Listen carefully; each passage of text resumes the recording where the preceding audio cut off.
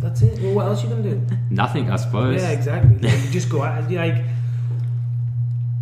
otherwise, what are you doing? You're just going to say, I'm going to start next week. It's a diet. It's a fucking diet. Do you know what I mean? If you're going to eat cream cakes and you're just going to keep putting weight on, the only way you're going to stop putting weight on is if you stop eating the cream cakes. It's just reverse of that. Do you know what I mean? Yeah. You're never going to get anywhere if you don't start or you don't stop. All right. Hello, everybody, and welcome to Running from Comfort. Today's show, our guest is Robbie Bell. Now, Robbie is a chef from the UK who's turned into a bit of an entrepreneur, and he runs his business, City Larder. As well as that, he has his very own podcast, which I highly recommend you check out. It is called Cooking the Books. On that show, Robbie has on some of Australia's biggest and most well-known chefs, as well as other chefs from around the world, and they just cut the mustard about food and everything else to do with the hospitality industry. So check that one out. It is a really good podcast. It has my recommendation. Now, in terms of today's show, you're going to hear about Robbie's story. You're going to hear about how he built his business from nothing. And not only that, he had a newborn child at the time. So today, I talked to Robbie about what it was like for him building that business from nothing. As well as that, we talk a little bit about his backstory because, like I always like to say, we are all shaped from all of our previous and past experiences, and it's what makes us who we are today. So I get to talk to Robbie a little bit about his backstory as well, just so I can really get to understand who he is. Now, finally, if you enjoyed today's show, do not forget to give it a rating and a review, and make sure you subscribe for future episodes. And if this is your first time listening, don't forget to go back through the catalogue, check out some previous episodes. I've had some incredible guests on here. If you were just listening and you're just chilling at home, not doing anything, head on over to my YouTube channel, check out the video of this interview. You get to see our lovely faces, and you also get to see Robbie's fish in the background. All right, enough of me talking. Let's get on with today's show. So, Robbie, welcome to the show. Oh, thanks for having me. So, why don't you just introduce yourself briefly? Tell a little bit about yourself, a little bit about your backstory. Yeah, so like you said, Robbie Bell from England. Spent 25 years in the hospitality industry, restaurants, hotels, outside caterers, covered most areas of the hospitality industry. In the kitchen, I should add, not out front of the house. I ain't got the face for it. But don't cut yourself short. and learn my craft basically. Prior to that, I was always selling things. Selling t-shirts to my mates, selling gobstoppers at the school, selling ciggies behind the bike sheds at school. Can I interject just quickly? I used to do that. So probably my first little scam was start of grade 11. I used to buy everybody cigarettes in the morning. They'd let me keep the change and pocket some ciggies. Yeah, so I was always selling stuff. Then I wanted to become a chef, so I trained to be a chef, and then I did a pop-up restaurant. Always trying to dabble a little bit, and always every restaurant I was working at, I was always interested in the business side, making the money, the purchasing, and just the general running of it, and just trying to do the maths and writing business plans. It's a hobby of mine, and still to this day I write business plans all the time. So I just did that, and then we had a baby in 2000. Oh shit, was it 2014? Yeah, you should know when your baby was born. 2014. Hope the wife's not listening to this one. November 2014, and realised that I needed to start a business. I couldn't keep working in the restaurant. Restaurant game is a really tough game, especially for married and relationships, and especially if you've got children. It's a really tough game. So I was like, I can't keep doing this, and we started City Larder, and that's kind of where we're at now. Yeah, and so I'll just take it back a little bit, because what I want to actually ask you first is, I understand hospitality is a very tough industry. If you had to just name what's the toughest part about it, what would you say it is? Probably the hours. The hours. Maybe not these days, but I can only feel when I was there. The hours are really tough, and missing out socially. That's really tough. But you love it as well. That's the thing. You love it.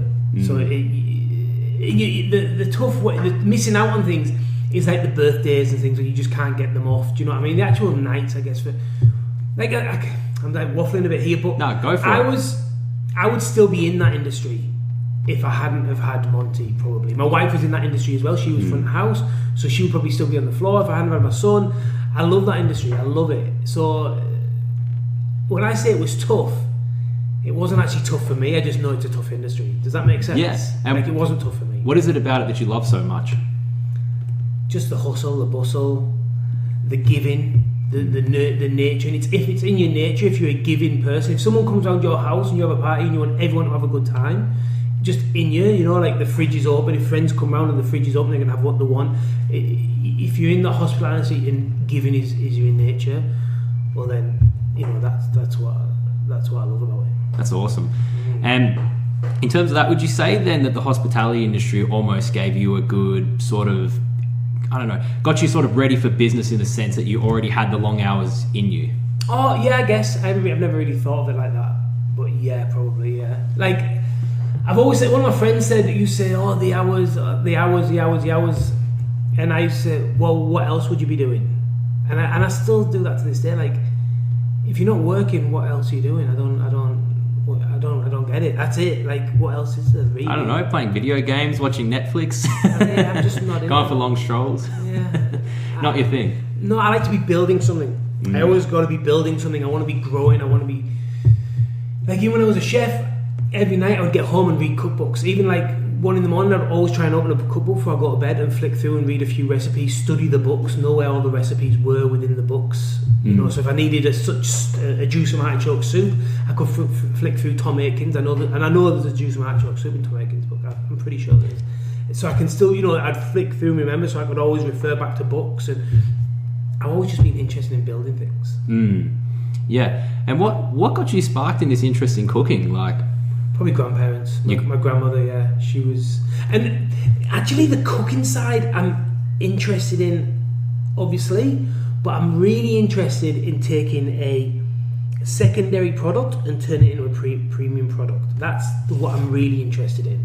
So, like, it's not necessarily the cooking that I'm interested in. It's like, if you see a big pile of mushrooms and a big, let's just say a big pile of onions and a big pile of leeks and a big pile of potatoes, let's just say for instance, and then 3 hours later you come back and you've got pans of leek and potato soup.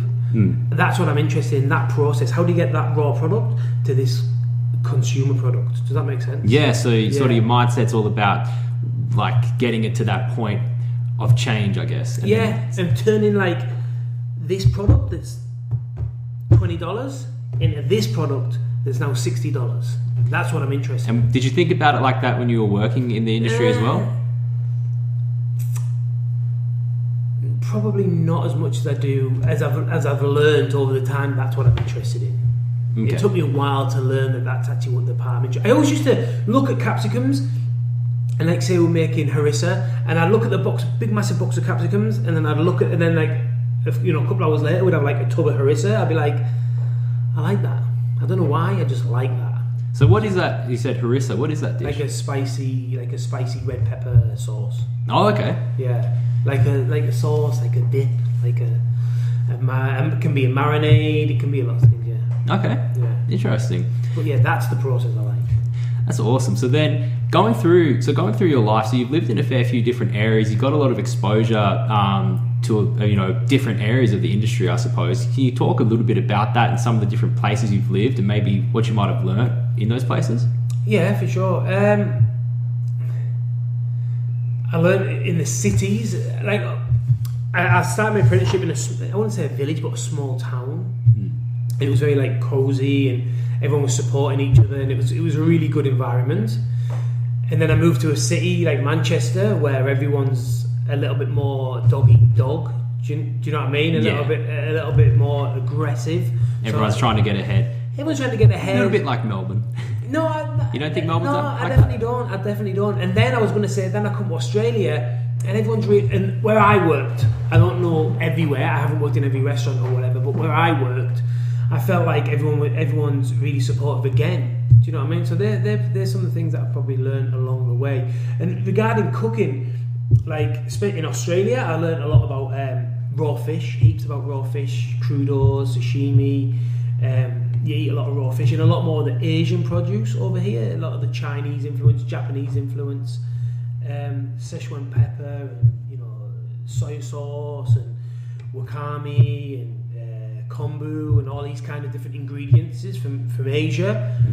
And then in Europe, it's a lot more, like red wine vinegar, cognac, vermouth, Pernod, Mirepoix, a lot more, especially back in them days, just a lot more classic French style. Do you know what I mean? Yeah. So that's kind of the comparisons between Europe and England and Australia. And obviously you've got the great fish here and heaps of fantastic produce. But as a standout, I would say the Asian influence here was what I learned a lot. Yeah, okay. And like for Australia compared to other parts of the world, do you find it's maybe more like, what would you say, multicultural in terms of like your food choices? Like here in Melbourne, I don't think there's probably a cuisine you couldn't find. Yeah, for sure. Again, without referring back to it too much, more the Asian side for sure. Like in England, we have fantastic Indian food. Like some of the best Indian food in the world, I would probably say. We've got Michelin-star Indian restaurants in England and fantastic Indian restaurants. And way over here, it's just nowhere near that standard. It just isn't. That's the reality. They're good, they're tasty, but nowhere near the standard that we have in it. And that's from street food Indian English, let's say, to one-star Michelin, right the way across the board. It's head and shoulders. But yet over here, the Chinese food in England as a whole is pretty average, and that's being pretty generous. Do you know what I mean? It's very sticky. It's very, very. Even though a lot of Chinese food is deep fried, but it's very gloopy. Just not as good. Where here it's really fresh. It's a lot more traditional. It's even regional. Different regions and that. Like you get in Italy, different regions, and it's the same within China. And you can feel that here in Australia. Yeah, definitely. We have that sort of vibe as well. I mean, there's almost like a place you can't go anywhere in Australia without finding a Chinese restaurant. Yeah, and the influence that does. Like really good chefs, like the likes of Neil Perry, that are then bringing them techniques of deep frying pigeons and deep frying whole chickens and using Szechuan and using different spices and whatnot within his, and turn that into Australian food, because that's the influence. And in your own career, did you find yourself doing much experimenting in terms of like the foods that you'd put together, or? You know what? Not really. I've always been pretty like bread and butter kind of person. Do you know what I mean? Like I'm never like I'm not super creative in that way. I just aren't. It's just not. My mind doesn't really work in like pushing the boundaries.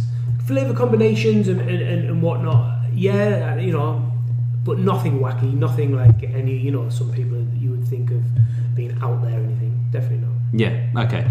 And then so you said that you were always sort of really drawn to the business side of things. What do you think got you interested in that? I don't know. I think I've always been into Richard Branson. I'm dyslexic, and Richard Branson's also dyslexic.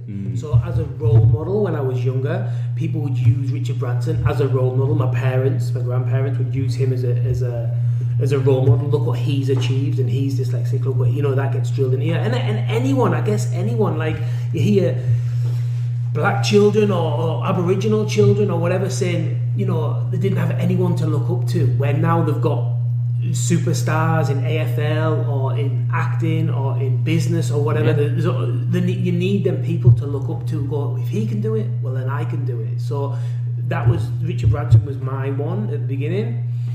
And I think that's what got me interested in it. I was like, oh, who's he? And then, I knew he started a magazine, and then I knew he had a record shop, and I read his autobiography, kind of, got it on audiobook.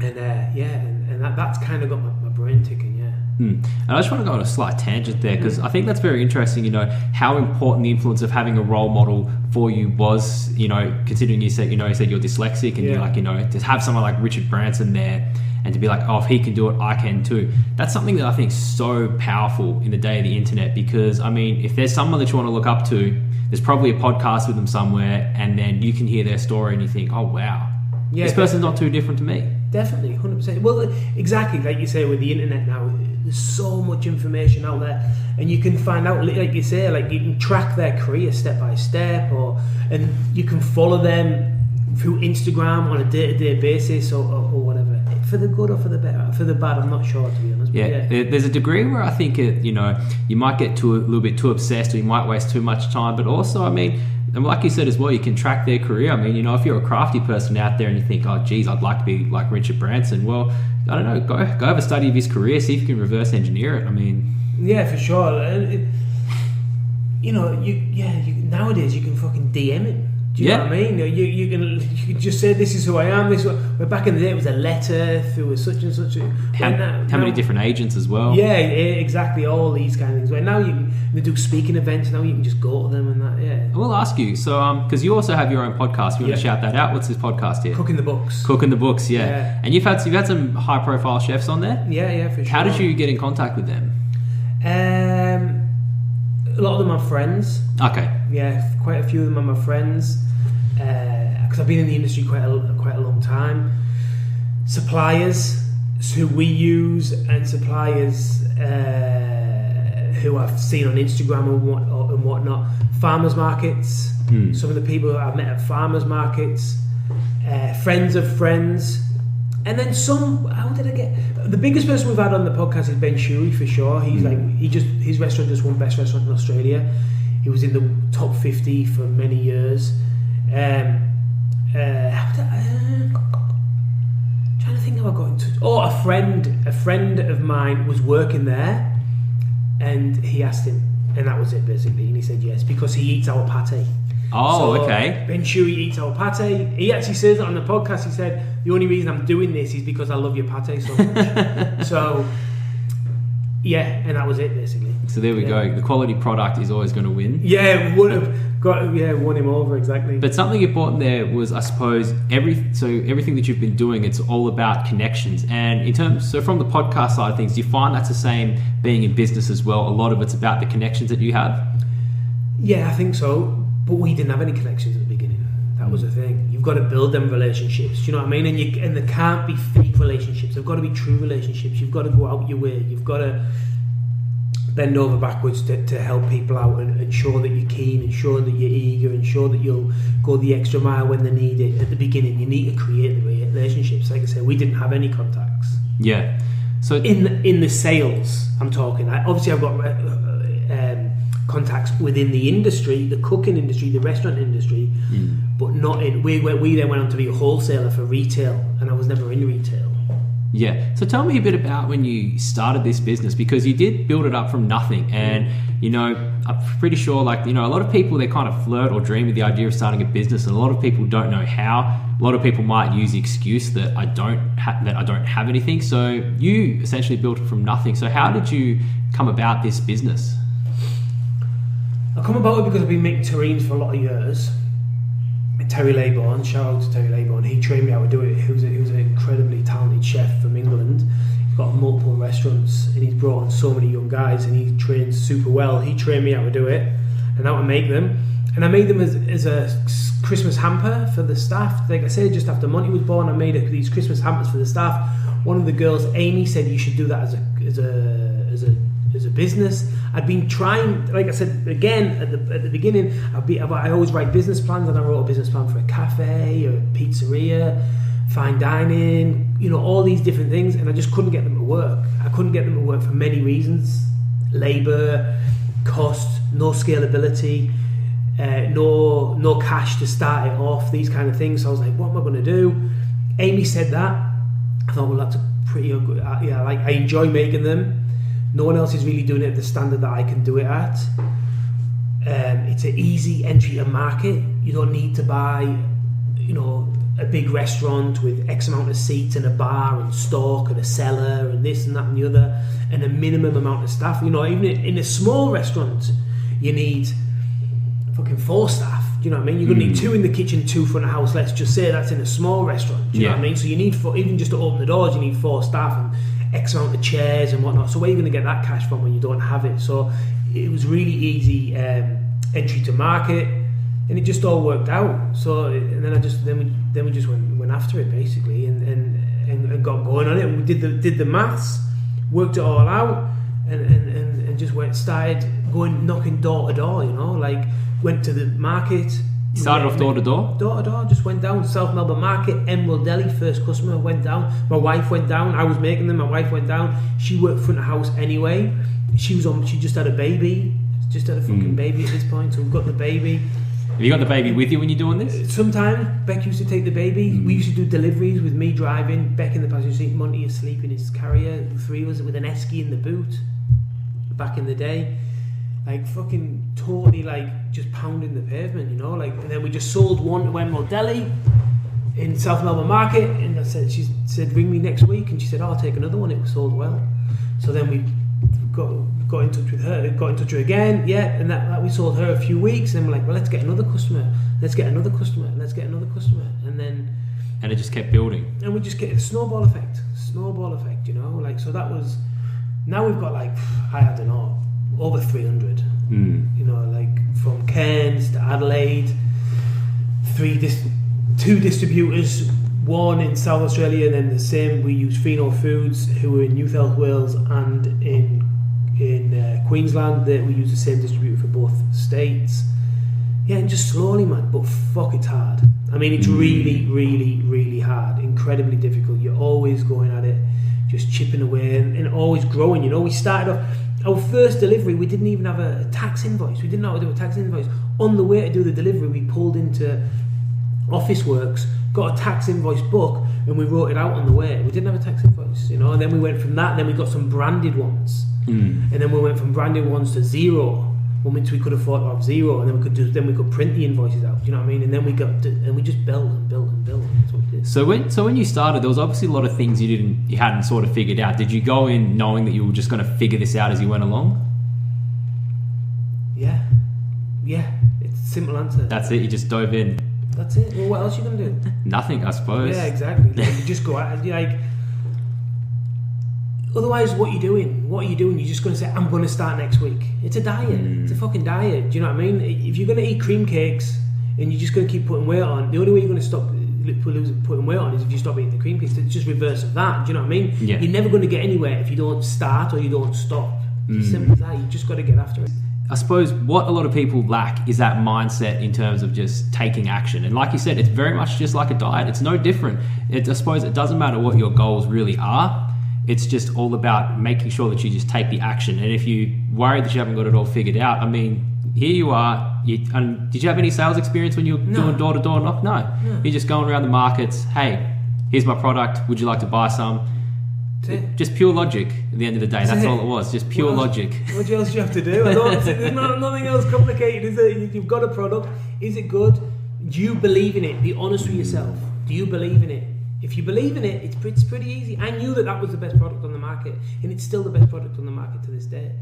You know, I believe in it. I know how good it is. There's no one else doing it as good as we're doing it. There's no one that can offer the service that we supply. The service that we supply. Rebecca, my wife, who next level service in a wholesale environment. Next level. There's no one as good as we are at that. There just isn't. She's worked at 3-star Michelin restaurants, working on the floor at places like Key, at places like Rockpool, places like the Fat Duck, and these kind of places where she's worked. She delivers that service in a wholesale environment. There's no one doing that. So we just make sure that we're the best at what we do, and we believe in ourselves. And I don't think about failing. Never, ever. Not even once. Not even once. I still don't. We're about to launch new products. We're about to launch a range of ready-to-go proteins. Not ready meals, but ready. We're going to do a 24-hour cooked free-range pork belly, a slow roast duck leg, and a red wine braised beef cheek. All in nice branding, all the rest of it. We're about to launch that. We've spent a lot of money to put that together, trying to get it organised. I don't think about it failing. I'm not saying it won't fail. Maybe it will fail, but I'm not going to fucking think about it failing. I'm going to think about it just getting out there, and we'll get it out there. We'll get it going. We'll make it in. We'll run it for a year. We'll make a decision. We'll let it go through all the cycle, through all the seasons. See where it goes, and if it works out, great. If it doesn't, we just put it in the bin and we move on. We don't think about that. Like, we don't think about it not working or failing. What's the point? And so you're not attached to any particular idea at all? Nothing. Zero. We just move forward. That is it. Like, I don't think about it. I just don't. What's the point? There's no point. No, but I mean, you know, for a lot of people, like, you know, that idea of failing, you know, I suppose it holds a lot of people back from things that they want to do. Were you always sort of like this, or dyslexic? It's It's part of the dyslexia. Dyslexia. When you can't read, and you go to school in the 80s and the early 90s, and no one helps you, and you go into class, and all the room is like on the board. It's all written on in science, and it's all written in. It could be in fucking Chinese or fucking Japanese or any language in the world, because you don't know what's going on. And you sit down, and they're like, okay, just read that, follow the steps, and away you go. When you've had that all your life, then what's going on? I'm not bothered. Do you know what I mean? If you don't mind me asking, how did you go in school? Like, I didn't get any exam, nothing, zero, nothing.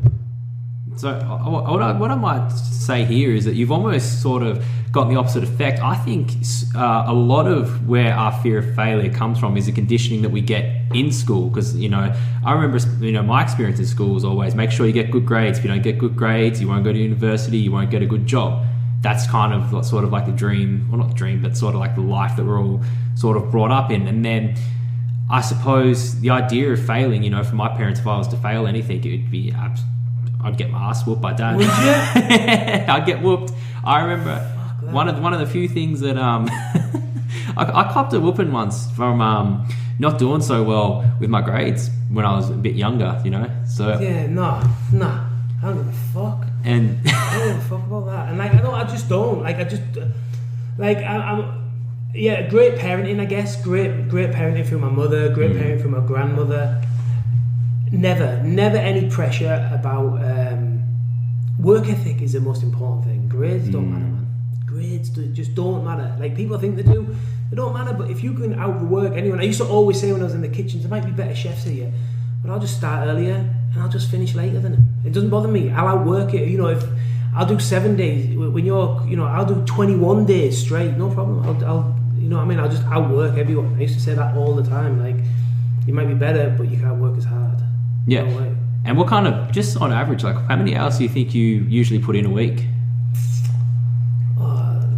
I run a business.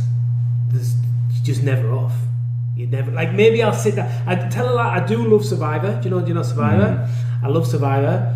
So I definitely watch Survivor, and I love a bath. So I try and have a bath every night for a good hour. Every night, everyone's like, a bath for an hour. Even in the summer, I just love it. Like, it's a good place for me to relax. And I've got a bit of a thing about heat shock proteins. A little bit of a thing. I think it's good for your reducing your age and things. Yeah. Maybe I'm wrong. Dr. Rhonda Patrick on the Joe Rogan podcast, I watched that one time. I was like, fuck, that sounds good to me. If I just got to sit in the bath for an hour, I'm sticking with that one. The fountain of youth. Yeah, exactly. So that, and I have a little bit of time with my wife. I don't know. I don't count fucking a lot. So let's just say you're always working. Yeah, always. Bar an hour and a half every week. Probably about a couple of hours a day. Yeah. Sorry, an hour and a half every day. Yeah. Well, just because it's not because it's a job. Like I say all the time. I retired at 35. I retired. That was it. I'm done. Like now I work for myself. It's not really a job. Like, we're building a business. That's fucking fun. Do you know what I mean? If you're building a football team, is that or you're building as a hobby? This is a hobby, I guess, for me. But it's a hobby. I'm not joking. Like, it's hard and everything, but we're working for ourselves. I work with me and my wife. When I say it's definitely we. She plays as big a role as I do, if not more. Like, it's a team at the end of the day. Without her, it wouldn't run. Without me, it wouldn't run. It's as simple as that. It's a classic team. It's a front and back restaurant style. I run the kitchen, she runs the front of the house. Same thing. I run the kitchen and the food and all that kind of operations, and she runs the packaging and distribution, and then we do the finances together. That's kind of that's the role that we work, and we are working for ourselves. No one to answer to. Creating money from a business that we created out of nothing, that supports us and our family and 8 other staff. Like, it's a fucking dream come true, isn't it? So there's no way you'd ever look at it as work. I say I'm going to work, but not really. It just isn't. It's just not the same. It's not the same. It's not the same as going in and going, oh fucking hell, who's gonna, is he gonna twist at me about this? Is he gonna bollock me about that? I've got to reply to that. It's not like that. because you're building something. Do you know what I mean? Yeah. Yeah, that's basically how I see it. And that's sort of the fun of the game. So in your mind, this is now just all a game of like, this is what we're building. Definitely. This is what we're building. Like, and trying to predict the future, you know, trying to follow the patterns, listen to heaps of podcasts. I listen to probably like fucking 5 to 8 hours a day of podcasts, every day. It's like reading, you know, you say like, really successful people read a book a week, let's say, for instance. Yeah, exactly. So I try to read a book a month through Audible. I've got a subscription with Audible, so I try and listen to that, and then on top of that, I try and listen to about 5 to 8 hours of podcasts a day from different ones, from like motivational ones, from Gary Vee to Joe Rogan to crime to all different ones, just to get different knowledge, and food and heaps on, and just try and see financial ones, shares, economics, all different kinds, and just trying to feel where the market is going, where society is going, and trying to tune into that and be like, okay, where can we go? Like right now I'm thinking about the global financial crisis that I think is potentially going to be happening in 18 months. So I'm trying to make aware, like, okay, a lot of people are predicting 12 to 18 months. So I'm saying, okay, well then if that is the case, do we need to stop in 6 months, growing, and just do a bit of farming instead of hunting, and make a little bit of wedge of money in the bank, and instead of hunting and growing, just bring it all in and try and get a little nest egg to get us through that initial stage when everyone panics at the beginning. The first year everyone panics and shuts down the shop, we just have that nest egg to just push us through. So I'm thinking about these things all the time. So, and that's very important, because I suppose what we have today is we have the opportunity to just educate ourselves for free, because I would imagine you pay for none of those podcasts. No, they're all free, yeah. And you get to figure everything out. So there you go, people. And you're listening right now, so you get a little bit of knowledge here. Yeah, well, it's exactly. I mean, if you didn't know already, we just learnt the next financial crisis happening in the next 12 to 18 months. Well, that's what they're predicting. A lot of the financial broadcasters are saying that. Looking at the numbers, it's the first time these numbers have happened in 10 years, and the last time it did happen, these numbers happened twice in a row. That there was a financial crisis 18 months later, and this, that, and the other. So it's just something to bear in mind. Do you know what I mean? You need to be have your finger on the pulse, and if it doesn't happen, it doesn't happen. Maybe you can just listen to along there. And what you were saying about the podcast, I think it's really interesting. Like, and I've said it before about being dyslexic. My true educational journey didn't start till podcasts. So that's where you started getting all your knowledge. Exactly. Exactly. Okay. And was that because I guess it was a bit harder for you to read? Is that? Yeah, exactly. Everything else is books or TV or documentaries, but you can't really tune in exactly what you want. Nowadays with podcasts, you can just find the people that you're interested in and just listen to them, or audio books, and you can find like all strategic people or business people, and where people would normally, you'd have to read them books. You don't even have to read them these days. And were you getting into podcasts before you started your business? Yeah, I've been listening to Joe Rogan forever. Like, I couldn't tell you. I'd be lying if I give you a date. I think it was about 2012. I think maybe 2011, but maybe I'm wrong. It was round about then. Yeah, when I first got back. Do you think you'd have a business now if you hadn't gotten sort of extra education from the podcasts? Or I don't think we'd be as successful as we are. Yeah, I think I probably would have done. Excuse me, but all my knowledge. I listen. I even have listened to Gary Vee a lot, like fucking so much, and I shout out Gary Vee. Yeah, I implement a lot of his strategies, but just trying to, because he's from the wine background as well, and we're from restaurants. So I feel there's a bit of a connection there. And I believe in what he says. He's also, I think he's dyslexic as well, so and he can't read or write very well. Even if he's not dyslexic, he can't read or write very well. So we have I feel like there's a bit of a connection there. And the mentality and the way he was parented, I think, is pretty similar as well in a lot of aspects. Very positive, never got bollocked for not pulling good grades, like these kind of things. So it's pretty similar. Yeah, and I suppose what else is very powerful as well about advice from somebody like Gary Vee is what I find is it applies to just so many different aspects. Like, it could apply to so many different businesses, it could apply to like so many different points in life. Like anything that sort of Gary's pushing, you can apply it to, like I've already just said it, anything really. Yeah, for sure. Yeah, and just be nice, right? I like that the one that you always say. I think it was him. I listen to so many, I get mixed up who said what. But it's like we're not. Oh, what does he say? Fucking hell! It's like with about the kids. He's like we're not teaching them to look like they're good. We're teaching them to be good. Do you know what I mean? Public private school kids in the blazers, looking like they're all, you know, fucking ice wouldn't melt in the mouth or whatever it might be. Where meanwhile they're all fucking dealing. Not all. I'm just saying they're all behind the parents' backs doing drugs, whatever. Just the same as the other kids, but they look like the good people. And then the other kids who don't have as much money, a bit scruffy, ripped trousers, this, that, the other, who maybe really are nice kids. Do you know what I mean? We're trying to make them. You're not trying to look like you're nice, we're trying to be nice. And I suppose the other thing too, you know, you're talking about like the private school kids. I think the kids that get more from their parents, they're going to be inherently at a disadvantage. Now, I'm kind of smack bang in the middle where I'm like, my parents kind of somewhat sort of spoiled me a little bit, but they also made me try and earn stuff. So for me, sometimes I find I struggle a little bit motivating myself to get certain things done. And I think especially, you know, the kids that were spoiled more are really going to struggle, especially when they hit the real world, because the real world just doesn't give out like mummy and daddy. Yeah, I think it's in your DNA.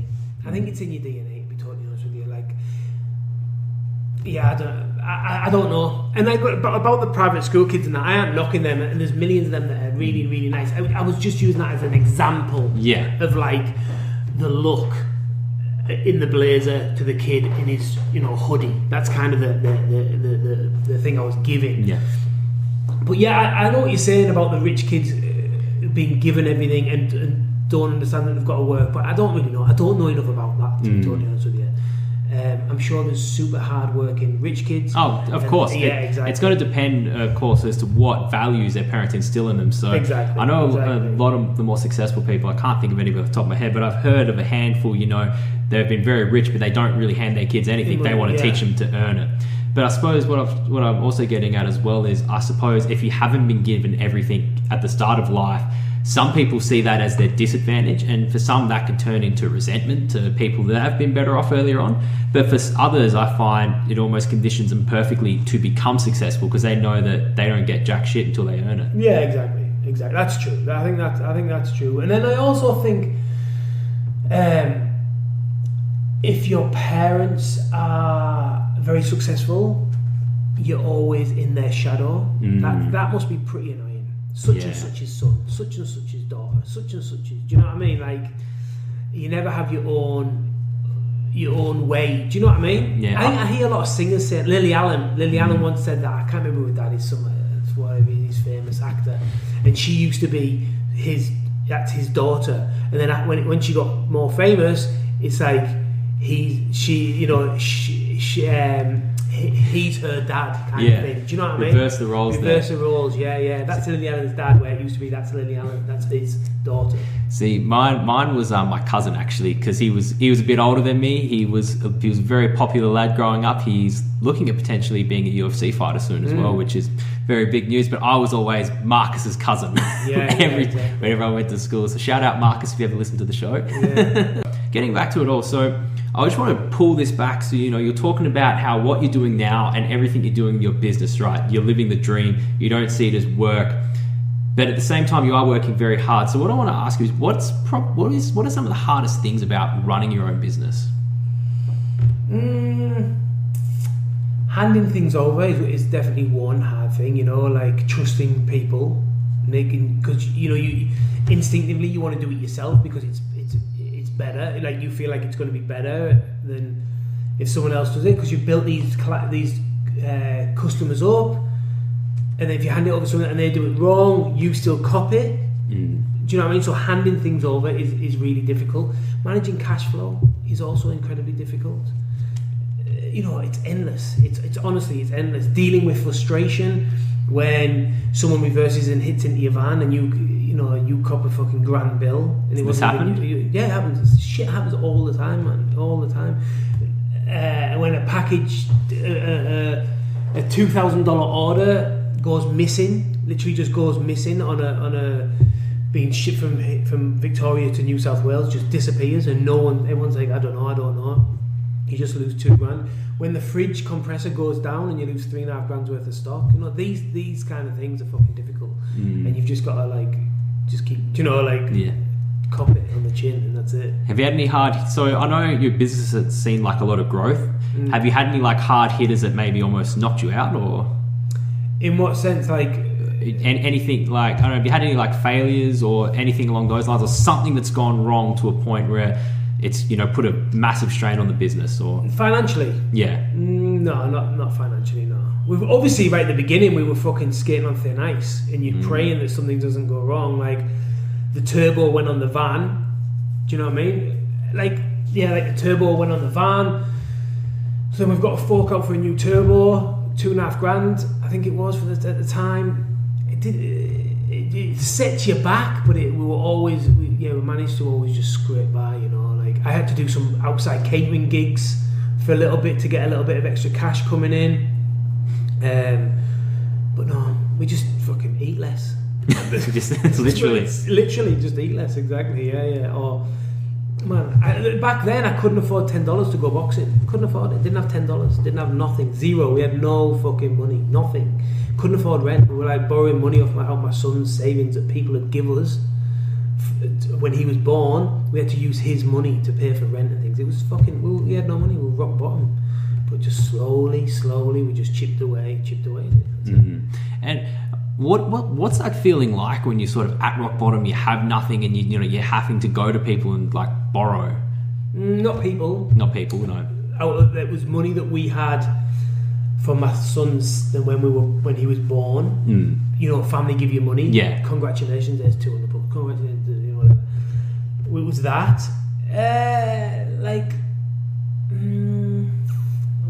You feel fucking scary, innit? It's really fucking scary. You've got a house, you've got a newborn baby, you've got a wife, and you feel like everyone's looking at you, and then you just keep saying, we'll get there, just trust me, we'll get there, that's it. Did you have a lot of doubters, or? Nah. None. Who knows, maybe, I have no idea. I don't know. No one told me to my face, no one's ever said to me, you won't be able to do it.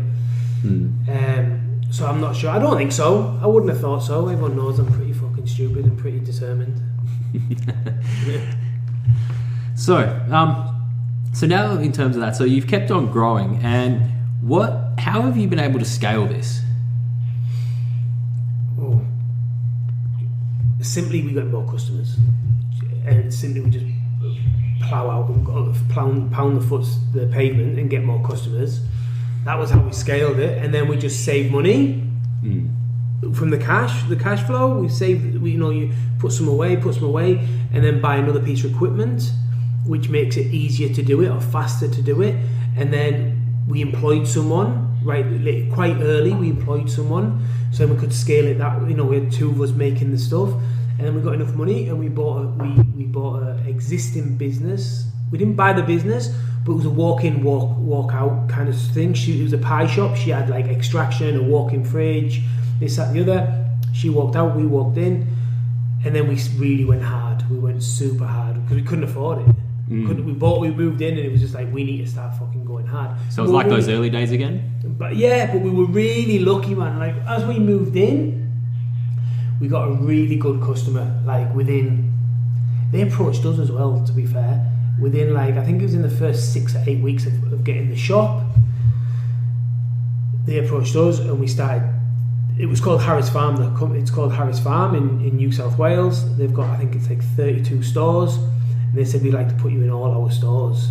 No. So that was really good. So that was like a huge cash flow injection when they started ordering. So that when we got that was, and they've ordered every week, apart from I think it was 2 or 3 weeks since then. So it's been nearly coming, I think it's 2.5 years they've ordered every week. So that was really a really good cash injection that really pushed us forward.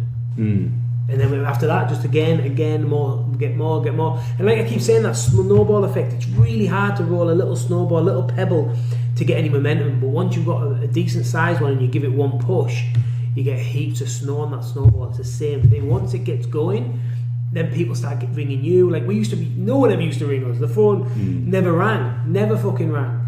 there would be no one saying, can you supply us? But once you start getting a few, they start talking, they're really good. Someone maybe leaves one shop, goes to another shop, takes you, say, oh, I left that shop, I've gone to this new shop, can we put you in this shop? Do you know what I mean? Like, and then people go into shops and start seeing you.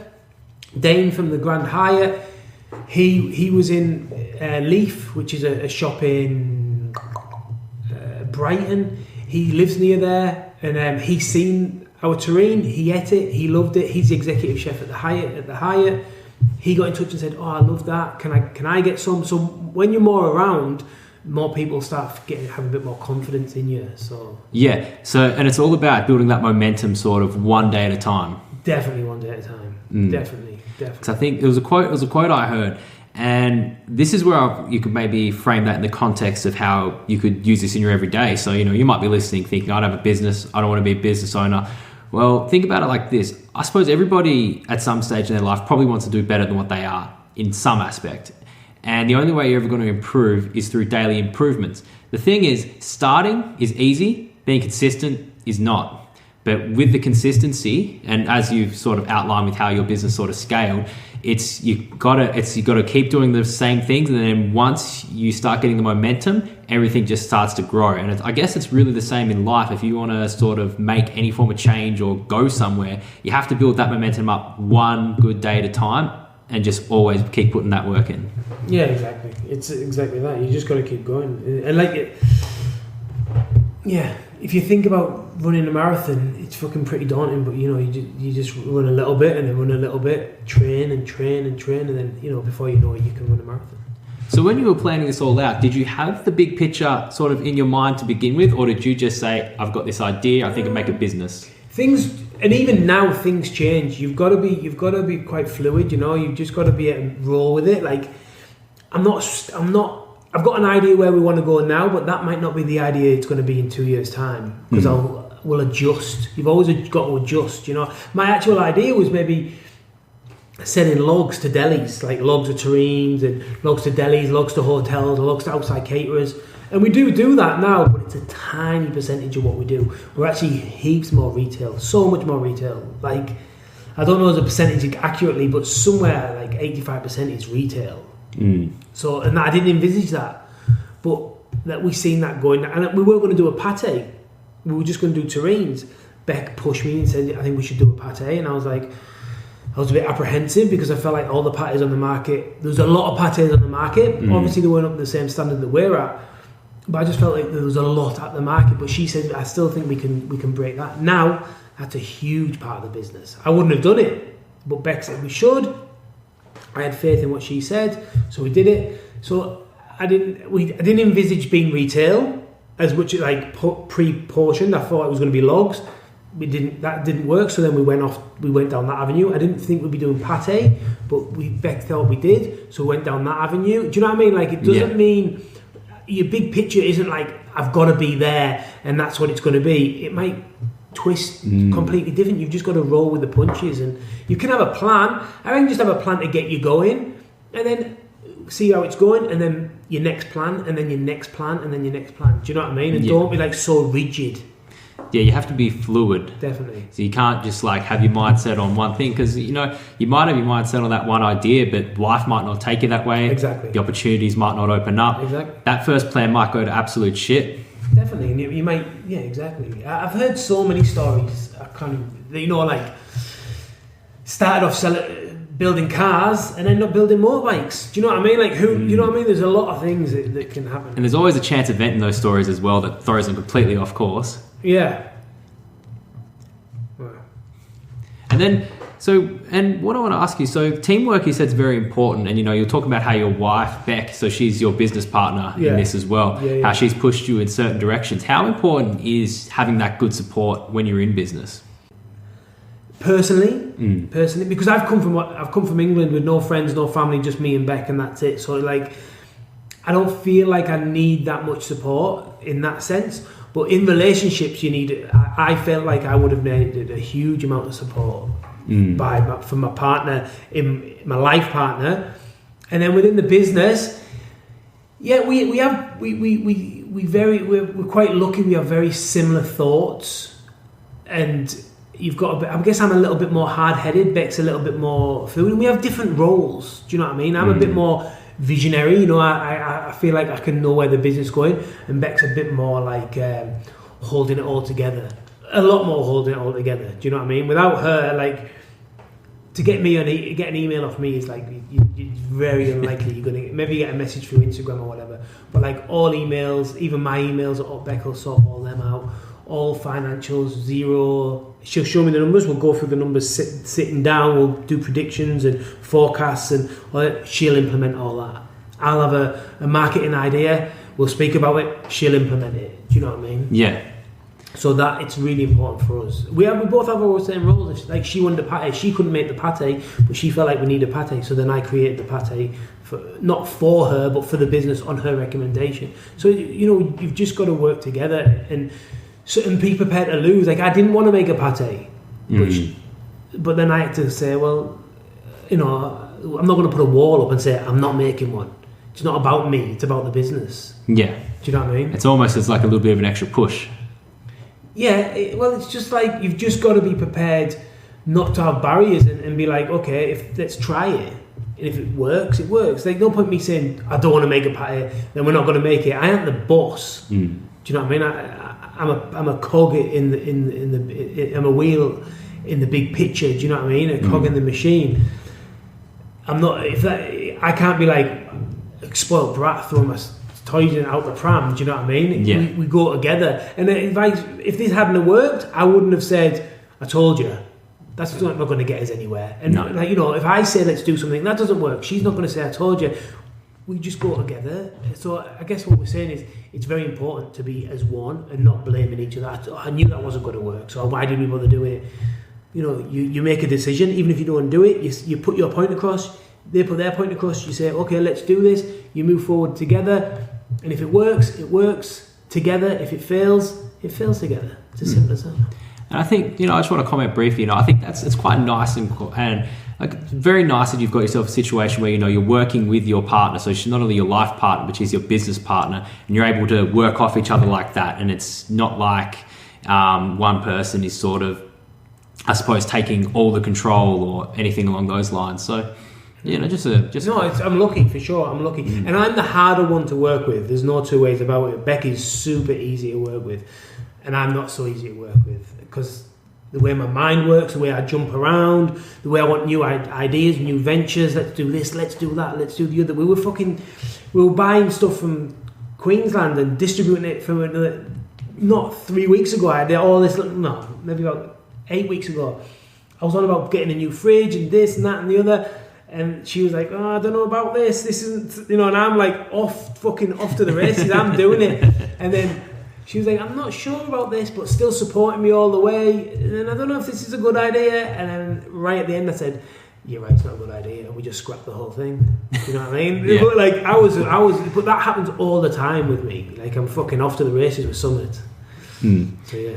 The original idea though, did you come up with this together or? I think it was my idea. Yeah, okay. I'm pretty sure it was my idea. But like, do you think we should do this? Not like, this is what we're doing. It's like, do you think we should do this? We don't really have that many options. And she was like, you know, yeah. That was basically I think it was as a whole my idea, but yeah, is the answer. Yeah? Yeah, it was my idea. So at the end of the day, teamwork definitely makes the dream work. Yeah, I guess, yeah. Yeah, definitely teamwork. And understanding each other. Understanding each other's needs. That's the thing. And it hasn't been easy. Fuck, it hasn't been easy. It's difficult. Would you say your marriage has grown with the business as well? Yeah. And then a baby as well, you know. Yeah. A baby as well thrown in the mix. You've got to get strong. And yeah, sometimes it's intense sometimes, you know. You've got things going on at work. I say work. But things going on. It's quite high pressure. You're not fighting over, but like you're like, oh, we're pulling and pushing at one thing, and then you come home, and then Monty, my son, he's maybe like being a bit of a bugger for doing something, you know, drawing or on something or screaming, and try to keep you calm with that. And maybe Beck says something that I don't agree with, or I say something that she doesn't agree with. So you've got the work disagreement, the kid disagreement, and then you've got to put all that. He goes to bed, and you've got to put all that aside and be like, it's all cool, man. Well, tomorrow we'll move on. Do you know what I mean? Yeah. Tomorrow's a new day, always. Tomorrow is always a new day, always. Don't hold any grudges the next day. That's business advice and marriage advice right there. Yeah, tomorrow's a new day. Let's just start again. Just wipe the slate clean. Let's go again. There's no point fucking holding grudges or whatever. Let's start a new day, fresh day. Let's get going. Yeah, and I've heard that before as just like just general sort of like relationship advice. Like, never go to bed on an argument. Yeah, exactly. That sometimes that we don't argue, because I'm always right. No, I'm joking. That is definitely. I'm rarely. If Beck is listening, you are in trouble. Does she listen to your show? Yeah, bits and bobs. She's fucking sick of listening to me. She has to put up with it all day. Exactly. So, speaking of your show, tell us about this show. Why did you start this show? A few reasons. One of the reasons, to be honest, it was because I was out of the kitchen and I was missing that kitchen crack, that like, I felt like I put so much into it, and then I was like out doing my retail thing. I just missed that kind of interaction with the chefs and the food and the creative side like that. I did miss that, and I just miss chatting to chatting food and chatting shop, because that's basically all chefs do, is talk about food. That was one reason. Business standpoint, I thought it would be good to be represented with. I'd put a lot of effort building relationships, so I kind of wanted to not show them off, like look at me, but like it kind of verified the standard of people that we associate with. We're not just cowboys just giving this a go. We've spent a lot of time in this industry, but spent a lot of time in this industry. And then I also felt like I didn't want to like sell my story, like look at me, this is what I've done, this is what I've achieved. But I felt like over a duration of a podcast, over many episodes, many hours, people would get to know me and what I've done through that, as opposed to like on Instagram trying to say this is what I've achieved, look at me, look what I can do. I just wanted people to gradually get to know me through that. And then, so the more specific focus on that, is that very guest to guest? Does it have to do with like who your guest is? In what sense? What do you mean? So, like the main focus of it. So it's called Cooking the Books. Cooking the Books. Yeah. Oh, it is definitely guest to guest for sure. So like we might have like people who produce honey, rooftop honey. We had them guys on who have honey hives all over the city on top of the high rises, talking about honey laundering, honey laundering. People who were mixing honey with glucose. Which episode? This might have to shout this out. I can't remember the number. It's rooftop honey is the people. Talking about that. So that episode was very specific about honey. Do you know what I mean? And the dodgy goings on around honey and whatnot, and how Australia is what I think they said it's the highest producing country in the world for honey, and then exploiting bees being exploiting bees and bees being stolen from people when they're out pollinating. They use bees literally to pollinate almond fields. There's beekeepers that take their bees to different almond fields and let the bees pollinate them, and then they take them away. They get paid for moving their bees around. So different. I don't know if many people know about these things that go on. No, this is news to me. Exactly. Like how do you think all the almond plant trees and that get pollinated? No one's walking around rubbing them or whatever. They need bees to do that. So then people take their bees. There's documentaries on Netflix about these kind of things, and it happens here in Australia, obviously. So just discussing that. So that episode was like that. Then it might be just like me with some friends like Tom Anglesey, who we've been friends forever, and he's had a really interesting career with some really high-end chefs. We're just chatting shit with him. Or a friend of mine, Chris Eagle, he just lost 57 kilos in a year. Oh, wow. Yeah, so it was all about his journey and losing weight and being a chef and trying to juggle your time and train and being surrounded by food and booze and trying to cut that out and his journey with that. There's so many. There's so many. I said, I think we've done 42 episodes now. Like last week was the first episode of this season was with about mushrooms. A guy that goes and picks mushrooms, 200 kilos at a time, and then delivers them to the restaurant. Picks fennel pollen. Well, for the chefs, you mean see that's a little bit of fennel pollen. He's actually hand-picked all that with snakes, and also it's fucking, just all about the hospitality industry. Cheesemongers, brewers, heaps of stuff. It's a great show. So if you go check out Cooking the Books, you are going to find a wide variety. Yeah, of hospitality chat. Yeah. And then in terms, so your business, City Larder, so if people want to try out your products, where can we find your products? Oh, in a lot of places, like a lot of high-end or even just independent, should I say, not high-end, but independent butchers, independent supermarkets, Leo's, Boccaccio's, Peter Boucher's as a butcher's, David Jones, Peter Boucher's, Canning's, a lot of the more independents. A lot of independent grocers, butchers and supermarkets. Independents. IGAs. Sorry, no, you're all right. Yeah, like IGAs. All right, and finally, Robbie, what is next for you and for City Larders? We are looking to just keep growing. We are looking to employ some more staff. We're looking at the market to release these new ready-to-go proteins. And I want to ask on that. I forgot to ask earlier. Is that going to be more of like a product sort of maybe for... You're targeting it maybe people who go to the gym? Because you mentioned proteins. I guess it is. Yeah, the good quality proteins like beef cheek, pork belly high in fat, good for the keto. Yeah, I did a fair bit of keto. Yeah, good diet. for the keto. And then duck. Yeah, I guess gym. Not really. We're definitely not a health brand. We're not a health brand. We're not trying to be a health brand. We're a luxurious, treat yourself brand, but done right. You know what I mean? No added sugars and no added flavours and all these kind of things. It's just good food, good restaurant food done for you to enjoy at home, basically, is what it is.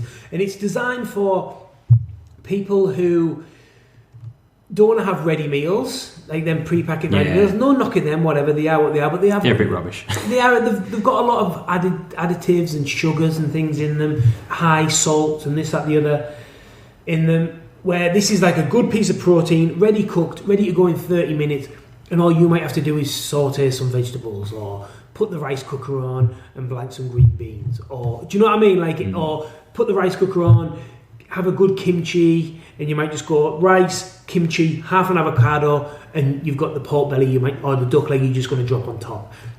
So that you sort out the bottom bit, a little bit of a take on HelloFresh. Yeah. But you do your shopping and you grab the protein, because ultimately the protein is the hard bit to cook. That's that's the most difficult bit. So we'll take care of that, and you just add your garnish, we would say, in the restaurant industry. So you're bringing the restaurant quality to the kitchen. We're bringing restaurant quality kitchen. Exactly to the home kitchen for you to enjoy on your time. So you can have it in the afternoon, or you can have it sat in front of the telly, or in a dinner party environment, that kind of thing. Yeah, and we're trying to make it so the very you can utilise them in lots of different ways. The pork belly, you could just have it as one roasted piece with some vegetables, or however or whatever, or you could dice it up and put it in a saute and put it in a pasta.